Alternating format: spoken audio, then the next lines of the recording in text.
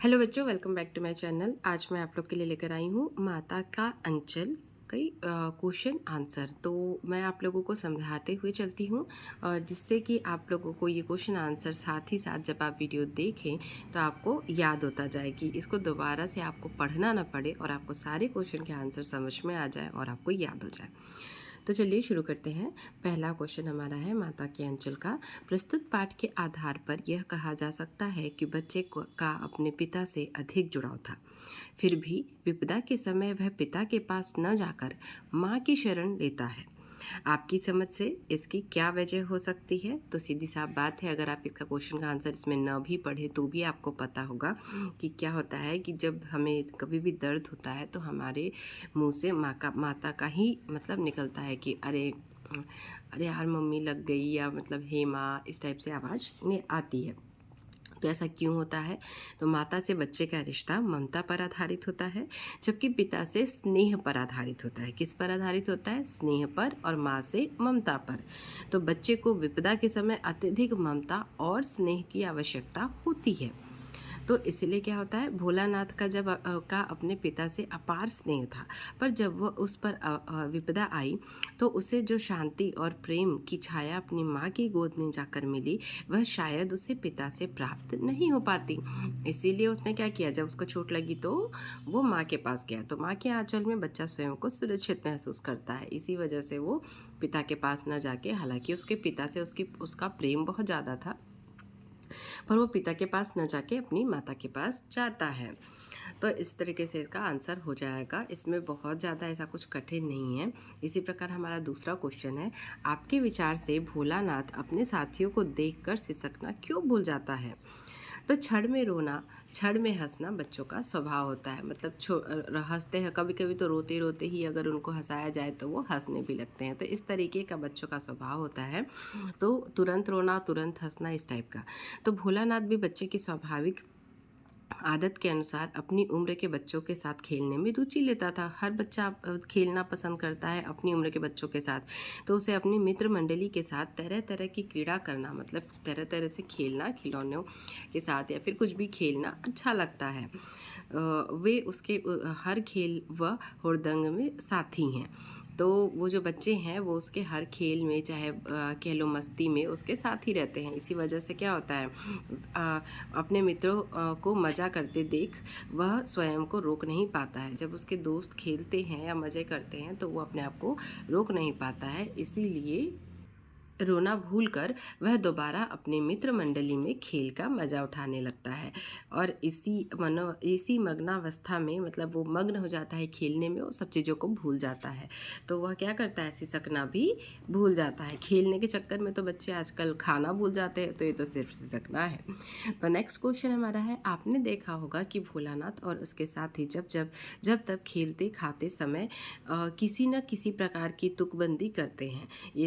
आपको यदि अपने खेलों और आदि से जुड़ी तुकबंदी याद हो तो लिखिए। तो मुझे भी अपने बचपन के कुछ खेल और एक आध तुकबंदियाँ याद है। इस तरीके से आप आंसर लिखेंगे। जैसे अटकन बटकन, इस टाइप का एक खेल खेलते थे ना, कि अटकन बटकन दही चटाके, बन फूले बंगाले, इस टाइप का कुछ मतलब खेल हम लोग खेलते थे और आज भी बच्चे खेलते हैं। फिर नेक्स्ट हमारा अक्कड़ बक्कड़ बम्बे वो 80 90 पूरे 100, तो ये भी उसी में ही आता है। तो इस तरीके से आप इसका आंसर लिख देंगे। नेक्स्ट हमारा क्वेश्चन है, भोलानाथ और उसके साथियों के खेल और खेलने की सामग्री आपके खेल और खेलने की सामग्री से किस प्रकार भिन्न है? तो इसका भी आंसर आप अपने मन से भी लिख सकते हैं कि आज तो इतने सारे वीडियो गेम्स और वगैरह सारी चीज़ें, बहुत सारे गेम्स आ गए हैं। इंडोर हो या आउटडोर हो, हर तरह पे हर गेम में कुछ ना कुछ मतलब अलग चीज़ें आ गई हैं। पहले ये सब चीज़ें नहीं हुआ करती थी। वीडियो गेम एंड नेट पे गेम्स खेलना, ये सब चीज़ें पहले बिल्कुल भी नहीं थी। तो बहुत ज़्यादा डिफरेंस है। जैसे भोलानाथ और उसके साथी खेल के लिए आंगन व खेतों में पड़ी चीज़ों को ही अपने खेल का आधार बनाते हैं। पहले क्या होता था, घर में जो चीज़ें थी, जैसे बेलन से भी खेलते हैं बच्चे। आटा जब उनकी माँ गूँथती थी तो उसके भी लेके उसके खिलौने बना के खेलते थे। तो मतलब घर ही की चीज़ों से, या फिर बाहर गिल्ली डंडा हो गया, ये सब चीज़ों से खेलते थे पहले बच्चे। तो उनके लिए मिट्टी के बर्तन, पत्थर, पेड़ों के फल, गीली मिट्टी, घर के छोटे मोटे सामान आदि वस्तुएं होती थी जिनसे वह खेलकर खुश रहते थे। उसके बाद क्या, परंतु आज क्या होता है, आज के बच्चे जो होते हैं, आज के बालक जो खेल खेलते होते हैं वे उनसे पूर्णतः भिन्न है। हमारे खेलने के लिए क्रिकेट का सामान, किचन सेट, डॉक्टर सेट आदि बहुत सी चीज़ें हैं जो इनकी तुलना में एकदम अलग है। भोलानाथ जैसे बच्चों की खेलने की सामग्री आसानी से मिला बिना मूल्य के ही बिना पैसे खर्च किए प्राप्त हो जाती थी, जबकि आज के बच्चों की खेल सामग्री बाजार से खरीदना पड़ता है और भैया बहुत महंगे होते हैं। नेक्स्ट हमारा क्वेश्चन है, पाठ में आए ऐसे प्रसंगों का वर्णन कीजिए जो आपके दिल को छू गए हों। तो हमारा पहला प्रसंग है, इसमें से आप 2 भी लिख सकते हैं। पहला प्रसंग है, भोलानाथ जब अपने पिता की गोद में बैठा हुआ आईने में अपने प्रतिबिंब को देखकर खुश होता रहता है तो वही पिता द्वारा रामायण पाठ छोड़कर देखने में लजा कर वो मुस्कुरा कर आईना रख देता है। मतलब जैसे बच्चे कुछ करते रहते हैं और उनको अगर देखो तो वो शर्मा जाते हैं, मुस्कुराने लगते हैं और वो चीज़ जो कर रहे होते हैं उनको छोड़ देते हैं वहीं पे, इस तरीके का होता है। तो यहाँ बच्चों का अपने अक्ष के प्रति जिज्ञासा भाव बड़ा ही मनोहर लगता है और उसका शर्मा कर आईना रखना बहुत ही सुंदर वर्णन है। फिर नेक्स्ट हमारा क्या है, बच्चों द्वारा बारात का स्वांग रचते हुए दुल्हन को लिवा लाना व पिता द्वारा दुल्हन का घूंघट उठाने पर सब बच्चों का भाग जाना बच्चों के खेल में समाज के प्रति उनका रुझान झलकता है। तो दूसरी ओर उनकी नाटकीयता स्वांग उनका बचपना भी दिखता है। तो ये बहुत अच्छा प्रसंग है। नेक्स्ट हमारा है, बच्चे का अपने पिता के साथ कुश्ती लड़ना। शिथिल होकर बच्चे के बल को बढ़ावा देना और पछाड़ खाकर गिर जाना, बच्चे का अपने पिता की मूंछ खींचना और पिता का उसके प्रसन्न होना बड़ा ही आनंदमयी प्रसंग है। हाँ, नेक्स्ट क्वेश्चन हमारा है 6वां नंबर, इस उपन्यास अंश में 30 के दशक की ग्राम्य संस्कृति का चित्रण है। मतलब उस टाइम पे गाँव में कैसा रहन सहन था। ठीक है, आज की ग्रामीण संस्कृति में आपको किस तरह का परिवर्तन देखने को मिलता है या दिखाई देता है। तो 30 के दशक की ग्रामीण संस्कृति में किसी प्रकार के दिखावे का अभाव था। मतलब पहले दिखावापन नहीं था कि अरे उसको देखना दिखाना है, उसको दिखाना है। आज लोग दिखावे की लाइफ बहुत जीते हैं। तो लोग बहुत ही सीधे साधे हुआ करते थे, लोग परस्पर मिलजुल कर रहा करते थे, किसी भी पर्व त्यौहार को पूरे उत्साह के साथ मनाते थे। गाँव में बचपन से खेल खेल में ही वैसी सभी बातों को सिखा दिया जाता था जिससे बच्चे बड़े होकर अपने कार्य क्षेत्र में प्रवीण हो सके और व्यावहारिक भी बन सके। बल्कि आज क्या होता है, आज की ग्रामीण संस्कृति में काफ़ी बदलाव आए हैं। अब गांव में दूषित राजनीति के पांव पसारने के कारण लोगों के अंदर जाति, धर्म, संप्रदाय, अमीर गरीब जैसे भेद पनप गए हैं। आज के गांव में लगभग सारी शहरी सुविधाएं लोगों को प्राप्त हो रही हैं। बिजली, पानी, स्कूल, अस्पताल, सड़क और खेती के वैज्ञानिक संसाधन भी उपलब्ध हैं और पहले नहीं हुआ करते थे। ठीक है, तो हम नेक्स्ट क्वेश्चन पढ़ते हैं। क्वेश्चन नंबर 7, प्रश्न क्रमांक 7, पाठ पढ़ते पढ़ते आपको भी अपने माता पिता का लाड प्यार याद आ रहा होगा। अपनी इन भावनाओं को डायरी में अंकित कीजिए। कैसे लिखेंगे उत्तर इसका, मुझे भी मेरे बचपन की एक घटना याद आ रही है। मैं आंगन में खेल रहा था, कुछ बच्चे पत्थर से पेड़ पर फंसी पतंग निकालने का प्रयास कर रहे थे। एक पत्थर मुझे आँख पर लगा, मैं जोरों से रोने लगा। मुझे पीड़ा से रोता हुआ देखकर माँ भी रोने लगी। फिर माँ और पिताजी मुझे डॉक्टर के पास ले गए और डॉक्टर ने जब कहा डरने की कोई बात नहीं है, तब दोनों की जान में जान आई। तो इस प्रकार का प्रसंग आपको अगर याद हो तो आप अपना भी उसमें लिख सकते हैं। यहाँ माता पिता का बच्चे के प्रति जो वात्सल्य व्यक्त हुआ है उसे अपने शब्दों में लिखिए। तो चलिए लिखते हैं। भोलानाथ के पिता अपने पुत्र के प्रति बहुत स्नेह रखते थे। सुबह से लेकर शाम तक जितना भी समय मिलता उसे वे अपने भोलानाथ के साथ बिताते थे। भोलानाथ को सुबह जगाना, नहलाना, अपने साथ पूजा के लिए बिठाना, अपने साथ मछलियों को चारा खिलाने ले जाना और उसके खेलों में शामिल होना उनके गहरे लगाव को बताता है।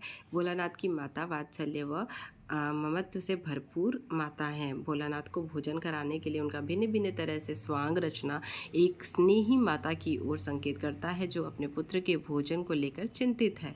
दूसरी ओर उनको लहूलुहान व भय से कांपता देखकर माँ भी स्वयं रोने व चिल्लाने लगती है। अपने पुत्र की ऐसी दशा देखकर माँ का हृदय भी दुखी हो जाता है और माँ का ममतालु मन इतना भावुक है कि वह बच्चे को डर के मारे कांपता देखकर रोने लगती है।